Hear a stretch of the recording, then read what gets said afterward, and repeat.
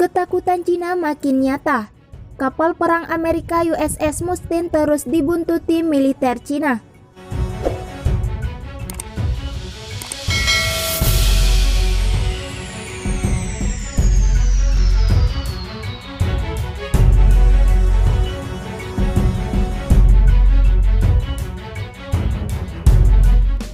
Taiwan, Cina tengah meradang setelah sebuah kapal perang Amerika Serikat melintas di Selat Taiwan. Kapal Amerika Serikat itu pun akhirnya dikuntit oleh kapal perang Cina. USS Mustin yang merupakan kapal perusak berpeluru kendali ini melintas di perairan yang memisahkan Taiwan dengan Cina tersebut pada Selasa 18 Agustus 2020. Menurut penjelasan Markas Komando Armada Pasifik Amerika Serikat, kapal USS Mustin melewati Selat Taiwan dalam rangka untuk menjaga komitmen Indo-Pasifik yang bebas dan terbuka. Kegiatan pelayaran kapal itu berbarengan dengan kondisi hubungan Amerika Serikat-Cina yang tengah dalam beberapa waktu terakhir ini. USS Mustin merupakan bagian dari Armada ke-7 Amerika Serikat yang berpangkalan di Jepang. Armada ke-7 sedang melakukan operasi laut untuk menjamin kepentingan nasional Amerika Serikat dan kawasan Indo-Pasifik, begitu pernyataan Markas Komando Armada Pasifik Amerika Serikat yang dikutip scmp.com, Rabu 19 Agustus 2020. Sebagai armada terbesar dalam jajaran Angkatan Laut Amerika Serikat, Armada ke-7 berinteraksi dengan 35 negara maritim di kawasan Indo-Pasifik untuk membangun kemitraan yang mendukung keamanan laut, mempromosikan kestabilan dan mencegah konflik. Menurut keterangan tersebut, kekuatan laut Amerika Serikat akan terus menjelajah dan beroperasi dimanapun sesuai dengan aturan internasional. Kementerian Pertahanan Taiwan juga mengakui bahwa USS Mustin melintas di Selat Taiwan. Menurut pemberitaan media Taiwan, kapal perusak Amerika Serikat itu melintas di dekat Pulau Matsu yang di bawah kendali Taiwan. Pulau itu dekat dengan pantai bagian timur daratan Cina dan pernah digunakan Taiwan sebagai pos pengintai. Kapal Taiwan pun menguntit gerakan kapal tempur Amerika Serikat tersebut. Demikian juga dilakukan Angkatan Laut Cina yang langsung mengekor laju kapal perang Amerika Serikat tersebut. Kapal tempur yang digunakan Cina juga bersenjatakan peluru kendali. Komando Tempur Wilayah Timur Angkatan Bersenjata Cina juga mengeluarkan pernyataan.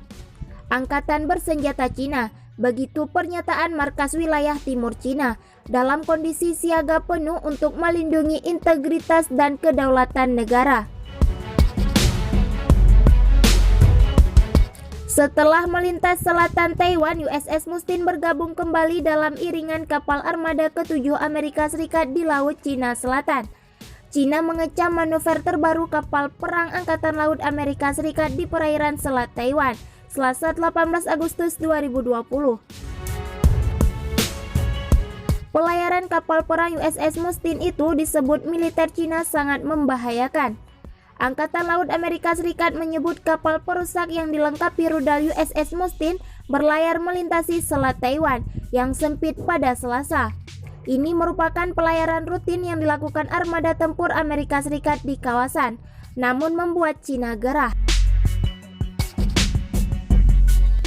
Komando Mandala Timur Tentara Pembebasan Rakyat Cina menyatakan, personel Angkatan Udara dan Angkatan Laut terus memantau pergerakan kapal perang Amerika Serikat. Kalimat atau tindakan apapun yang menimbulkan masalah di Selat Taiwan tidak sejalan dengan kepentingan fundamental Cina dan Amerika Serikat, merugikan kepentingan selat kedua sisi, menimbulkan ancaman nyata bagi perdamaian dan stabilitas di kawasan, dan sangat berbahaya. Bunyi pernyataan komando dikutip dari Reuters Rabu 19 Agustus 2020. Dilanjutkan, pasukan Cina akan tetap waspada setiap saat untuk menjaga kedaulatan negara dan integritas wilayah. Sementara itu, Kementerian Pertahanan Taiwan menyatakan, kapal perang Amerika Serikat sedang menjalankan misi rutin dan melewati Selat Taiwan ke arah selatan.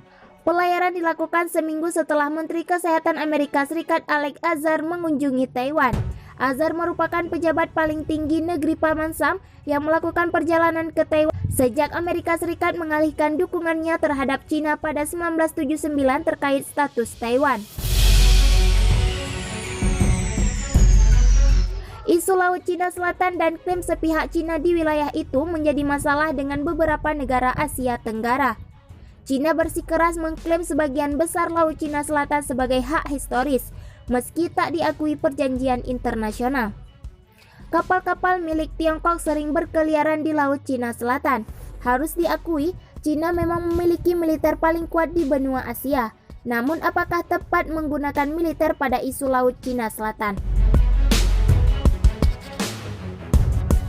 Peneliti Evan Laksamana dari Center for Strategic and International Studies mendukung pemakaian diplomasi, namun ia menyarankan penguatan keamanan maritim bagi negara claimant atau non-claimant di sekitar Laut Cina Selatan.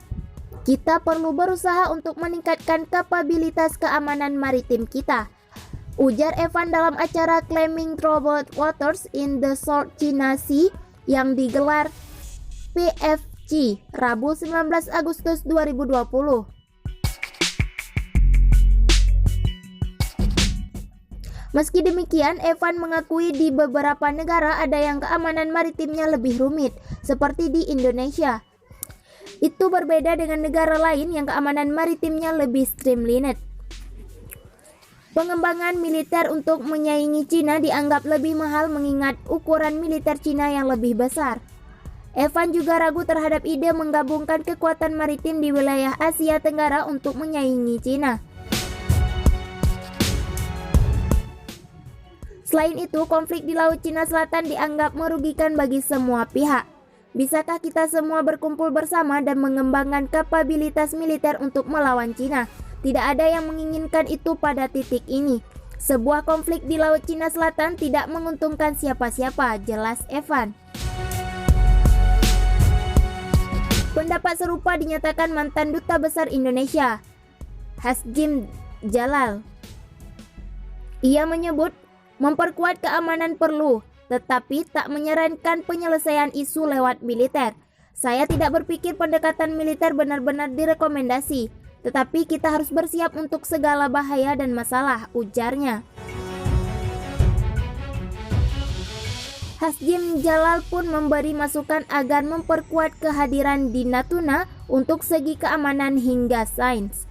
Ia menilai bahwa Natuna bagi Indonesia mirip dengan Hawaii di Amerika Serikat, sehingga bisa dioptimalkan. Saya membayangkan Natuna bagaikan Hawaii bagi Amerika Serikat. Hawaii bagi Amerika Serikat adalah pos untuk melihat ke barat, untuk melihat bagaimana mereka menggunakan dan memberdayakan situasi di Samudra Pasifik, jelas Hasjim. Ia lantas mendorong agar Natuna juga bisa diberdayakan untuk aspek keamanan, sumber daya hingga ilmu pengetahuan.